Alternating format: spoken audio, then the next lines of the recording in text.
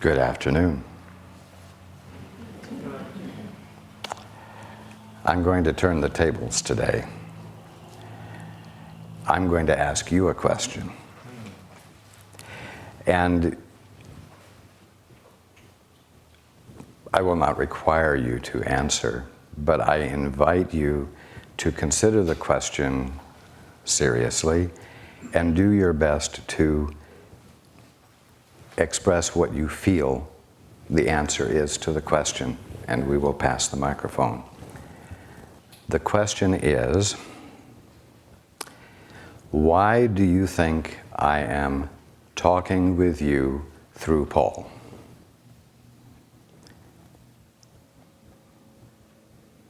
What do you think the purpose is in communicating with you in this way?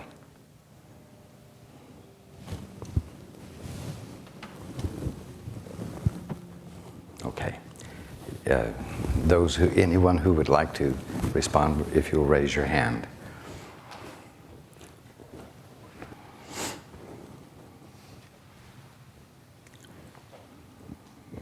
Well, it's a Dolly Parton song. You're alive and I'm forgiven.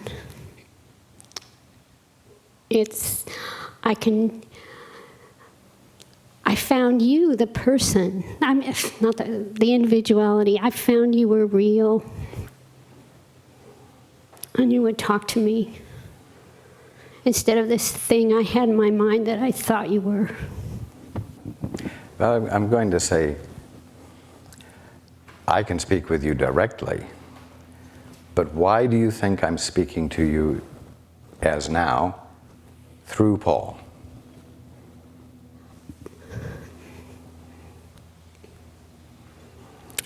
To make us more comfortable.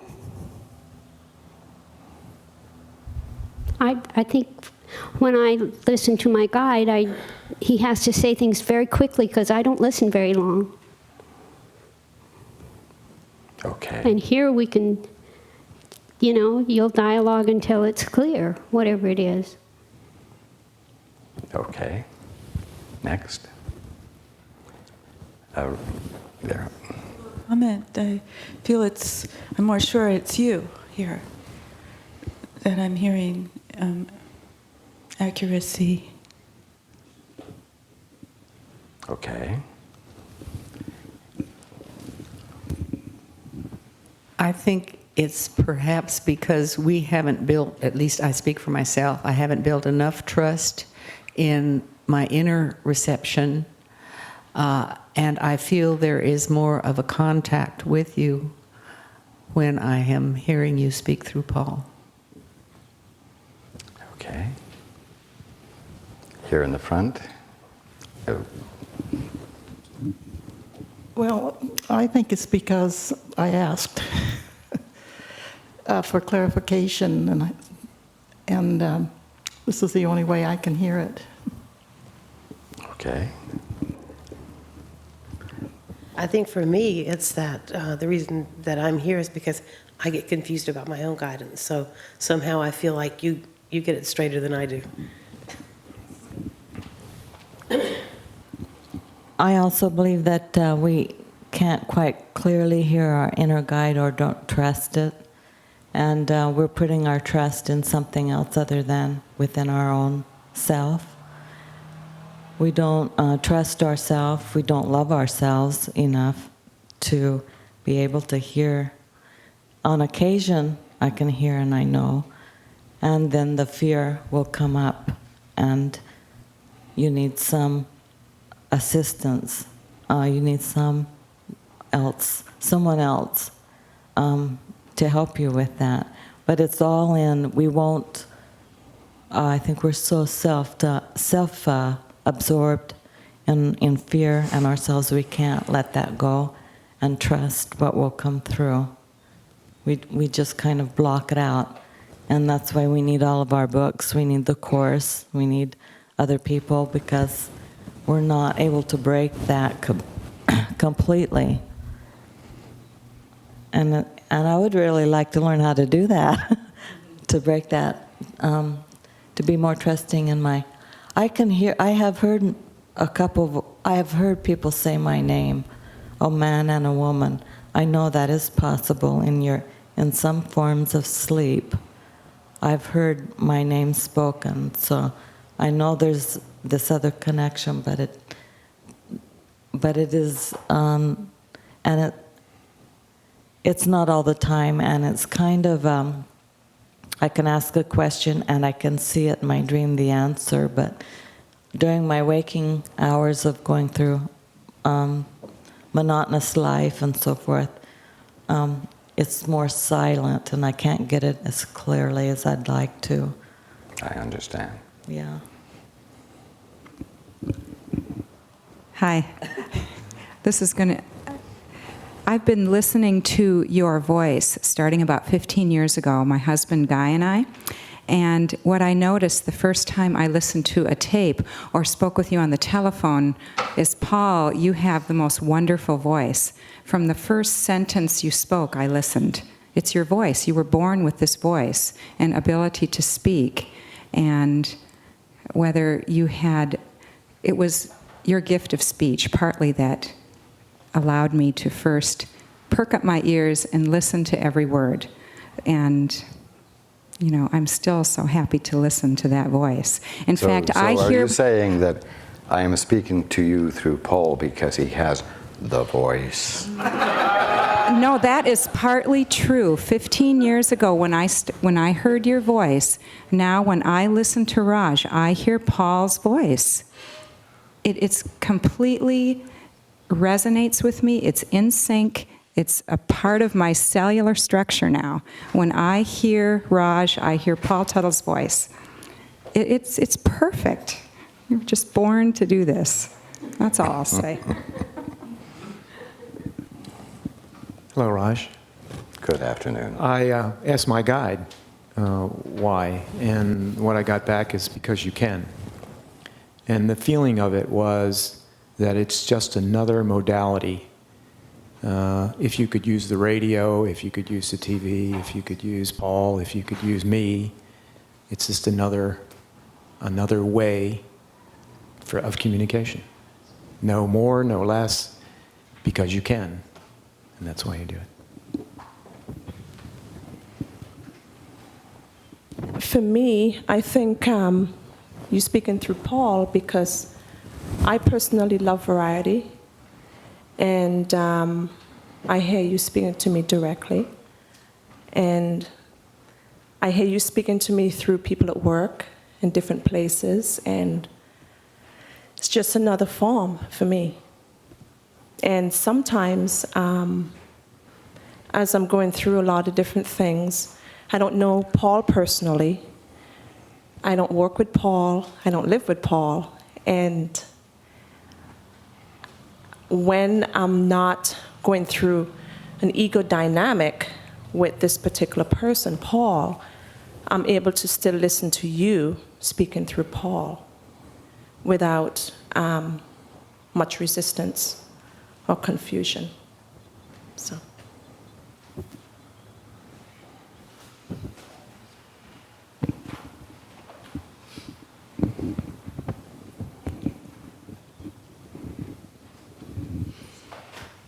Hello, Raj. Good afternoon. For me, I believe it because it's easier for us to hear you this way. From the very first time that I heard you speak through Paul, which actually I saw on a video, you spoke right to my heart. And it's always like that for me.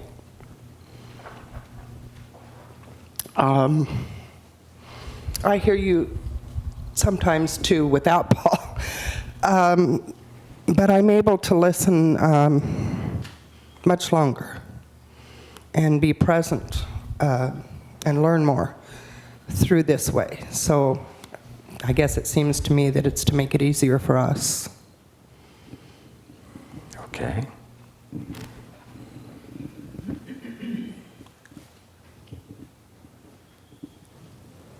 The reason why I think that you talk to us through Paul is to help us, like in a group situation, see or have an awareness of the way things really are. And I believe that we're all one. And so it's a way for us to be together as a group. And somehow for me, I'm thinking that it's the group situation that's pretty significant. And that, like most people here so far who have talked have said, that they find it easier to listen sometimes to something outside of themselves. Or I think the group thing is significant, though, and that's why you do it, like in a group situation. Okay.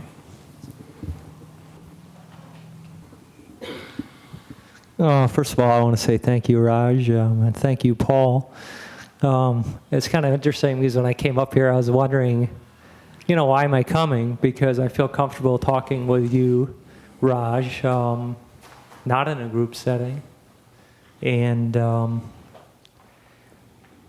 the reason for me was because when I wasn't comfortable, I had a voice to listen to as Paul, you talking through Paul. And then it was for me to gain the confidence that if Paul can talk to you, I think indirectly, I don't think I saw it that way, but if Paul can talk to you, then I can talk to you. And it was to, I guess, gain that confidence, and I am extremely grateful towards you, Paul, for doing that for me.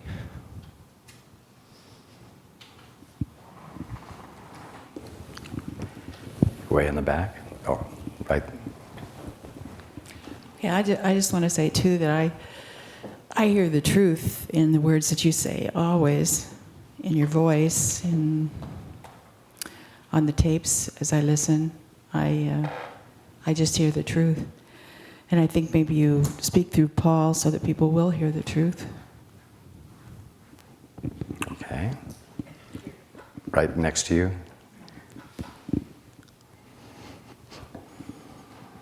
Thank you, Raj. The only thing that I can say is that you're just part of the divine mystery, and it's wonderful. Thank you.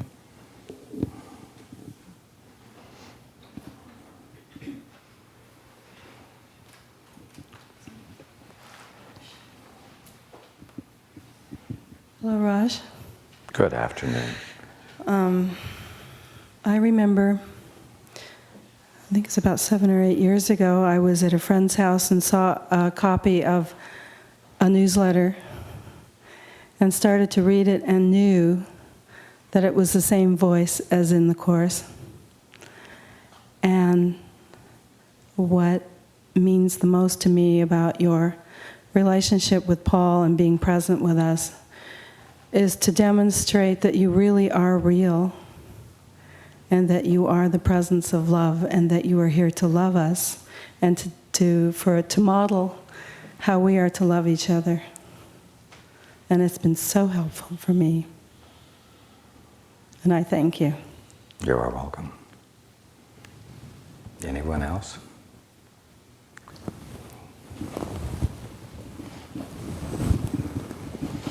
Hello, Raj. Good afternoon. I haven't been real successful in being able to hear my own guide yet, but if I could, I would still want to come here and listen to you, and it's a lot because of the group dynamics and the love that is in this group that's expressed and meeting one another and seeing so many different kinds of people all gathered because they are wanting the truth. And it's nice to be with all the other people that are looking for the same thing. And that's, I don't really know why you're talking through Paul, and it doesn't matter to me.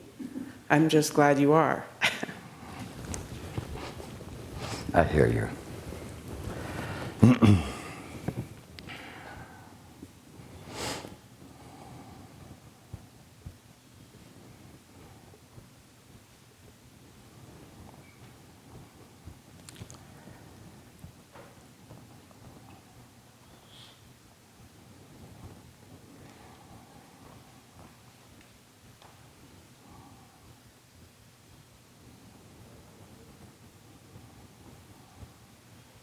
Indeed, all of the reasons that you have given are part of the reason that I am doing it this way. Everyone needs a confirmation of something more than they're currently experiencing. I had been talking with Paul for, I would say, fully 6 months. He and I had great involvements. And it wasn't until 6 months into our relationship that it dawned on Paul that he was, as far as he was concerned, experiencing proof that there is life beyond death.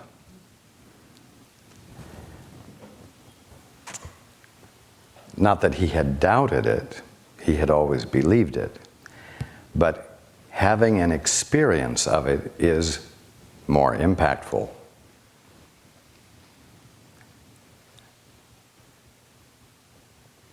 Now, I've been saying for the last 19 years, in effect, that all of you are in the middle of the kingdom of heaven with your eyes all squinched up, saying, I can't see the perfection. That there is more here for you to be experiencing than you're experiencing.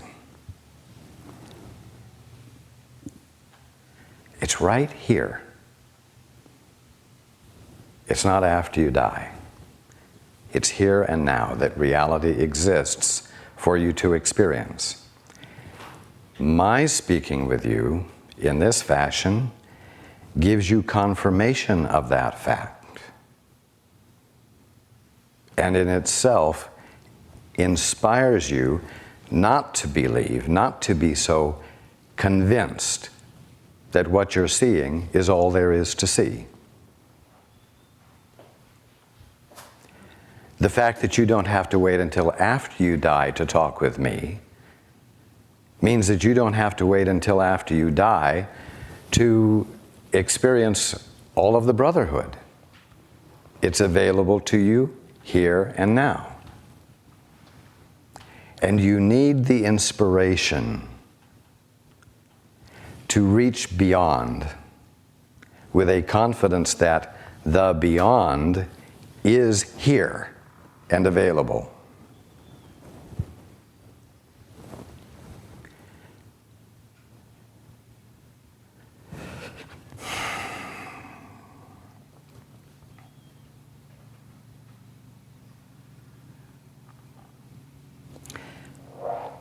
I want you to be more than inspired, though.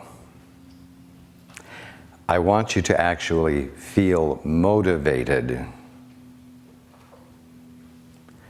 to reach out to me or to reach out to your guide within yourself, exactly as Paul does. So the experience of that connection can be had by you, and so that you might experience the brotherhood of that relationship in its divine capacity to move you to be in a new way right here, quote, in the world with your fellow man.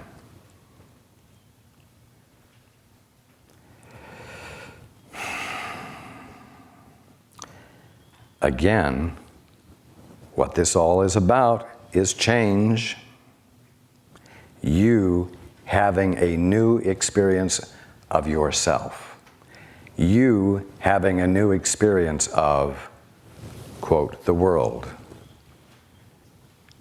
Which really means you having a clearer experience of heaven here. Because what you call the world is heaven, seen in a limited fashion by you. Reality in its totality is what confronts you. Paul becomes concerned at times that everyone will just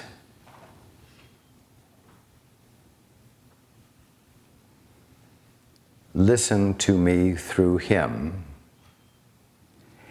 and that you will never get down to having the experience of connecting with me as he is connecting with me. And indeed, there are two fundamental reasons that I would say I am speaking with you through Paul. One is, first of all, it gives him the experience of coming from a place different from his current sense of himself, whatever that might be on any given day.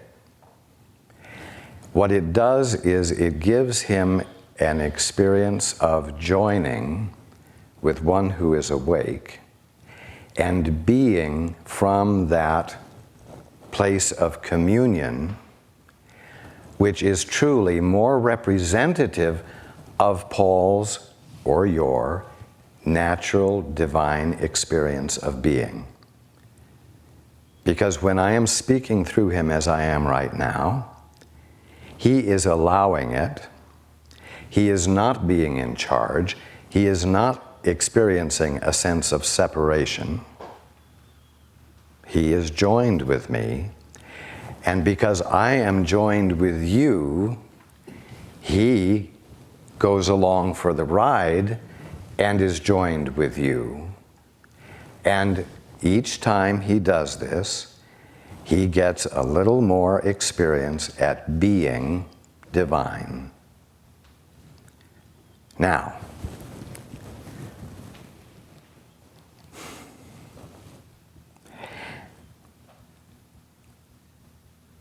because the experience of union, of unity,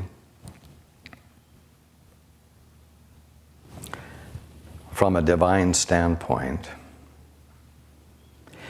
isn't one of separation. It is inevitable that he will relate with you, or if I'm fortunate enough to have his attention when he's at the grocery store, with the grocery store clerk, or with the person in the car in the next stall. And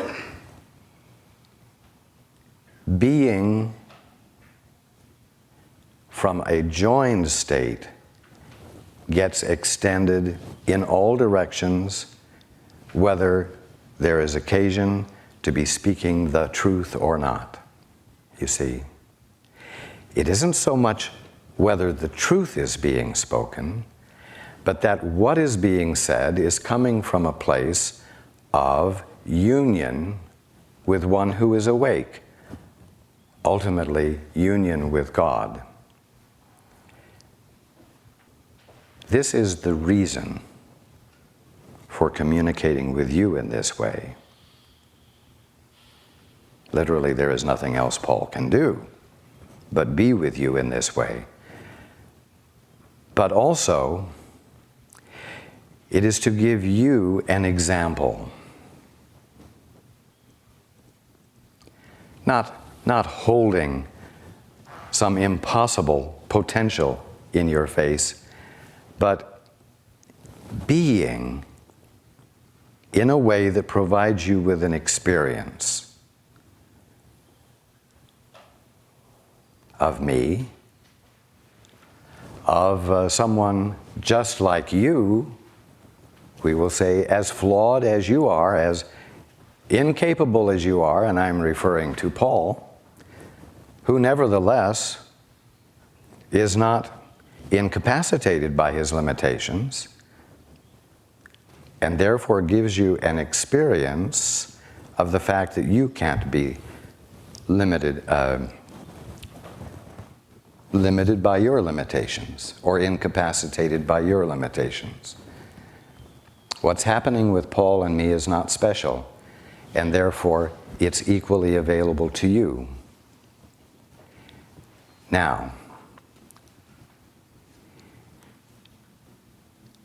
I am speaking to you in this way to motivate you all to reach out and do something that you can see is not impossible, because it's happening right in front of you.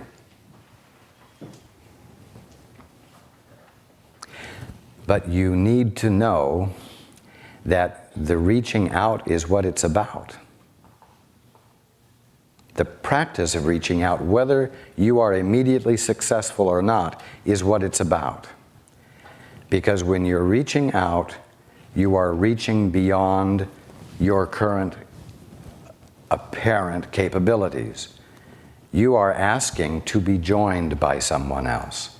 And in doing that, you are weakening whatever commitment you've had to being a self-sufficient, independent, successful ego, successful person, without having to have a connection with God. Which ultimately means without having to have a connection with the rest of you, the wholeness of you that extends beyond whatever your tiny personal sense of yourself is. And that's the way you break the isolation.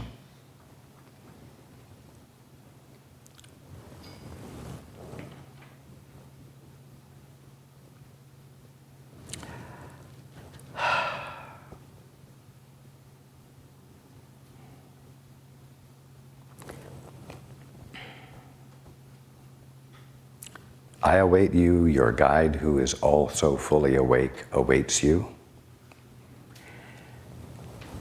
Not with bored patience, but with active interest in being able to connect with you and help you see yourself as you really are more clearly. Your guides, we could say, are active agents, standing on your behalf, waiting to eagerly uncover to you the wonderfulness of you, the innocence of you, the purity of you that none of you believe you have, and that most of you believe you have to strive to achieve when it's your birthright. They stand ready not to convict you of your shortcomings, but to uncover to you your wholeness, to uncover to you your wholeness. They stand ready to give you the good news.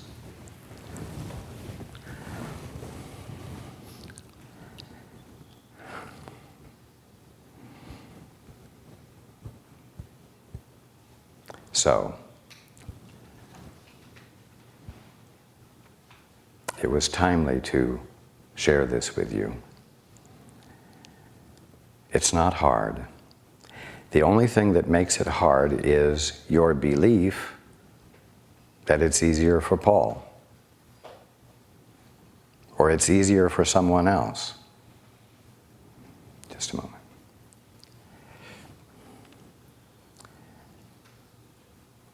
To some degree, each of you says, I can't do it. And to whatever degree you're saying, I can't do it, you've got the barrier up. And it won't happen. And all that's made it impossible is the word you've given it. And it just ain't so. Yes, where's the microphone?